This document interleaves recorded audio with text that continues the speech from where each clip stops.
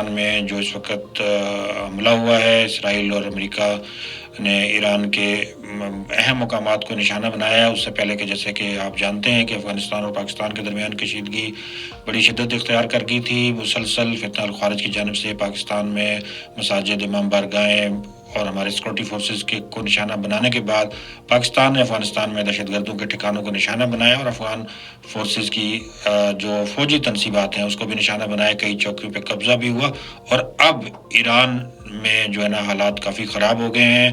امریکہ اور اسرائیل کے حملوں کے بعد ایران کے مشرقی وسطی میں امریکی اڈوں پر میزائل حملے، امریکی صدر ڈونلڈ ٹرمپ کا کہنا ہے کہ اسرائیل کے ایران پر حملوں میں امریکہ بھی شامل ہے اور امریکہ نے ایران میں بڑے پیمانے پر اہم جنگی کارروائیاں شروع کر دی ہیں۔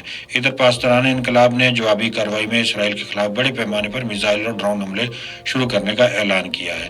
ایرانی میڈیا نے تہران سمیت ملک کے کئی شہروں میں دھماکوں کی تصدیق کی ہے۔ پاسداران انقلاب نے ایک بیان میں اعلان کیا ہے کہ ایران کے مختلف علاقوں میں آج کے حملوں کے بعد اسرائیل کے خلاف بڑے پیمانے پر میزائل اور ڈرون حملے شروع ہو گئے ہیں۔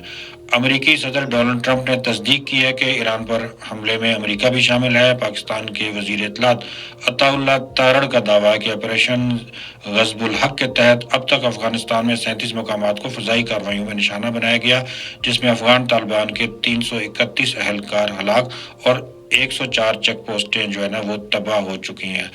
خطے میں سلامتی کے خدشات کے پیش نظر دنیا کی بڑی فضائی کمپنیوں نے مشرقی وسطی کے متعدد ممالک کے لیے ایسے فضائی آپریشنز معطل کرنے کا اعلان کیا ہے۔ متعدد ایئر لائنز نے یا تو اپنی پروازیں منسوخ کر دی ہیں یا انہیں دوسرے راستوں پر موڑ دیا ہے۔ متعدد کمپنیوں نے مسافروں سے معذرت کرتے ہوئے کہا ہے کہ یہ اقدامات حفاظتی نقطہ نظر کے تحت کیے گئے ہیں۔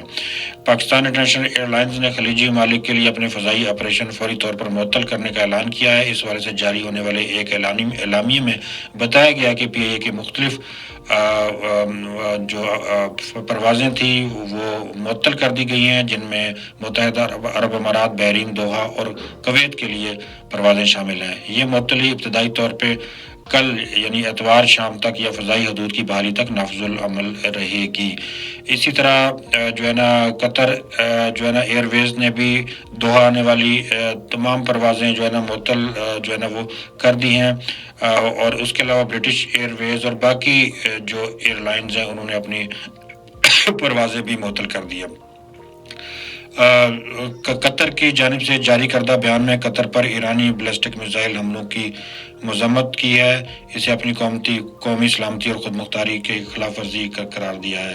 پاکستان ہمیشہ سے ایران میں کسی بھی قسم کی جارحیت کی مخالفت کرتا رہا ہے اور خطے میں امن کی بالادستی کے حوالے سے ہمیشہ اقوام عالم میں آواز اٹھاتا رہا ہے۔ اس وقت جو ایران کے حالات خراب ہو چکے ہیں اور وہاں پہ جس طرح سے حملے ہوئے ہیں، یقیناً اس پورے خطے کو بہت سارے چیلنجز کا سامنا ہے۔ امید ہے کہ اقوام عالم ایران میں امن قائم کرنے کے حوالے سے اپنا کردار ادا کرے گی۔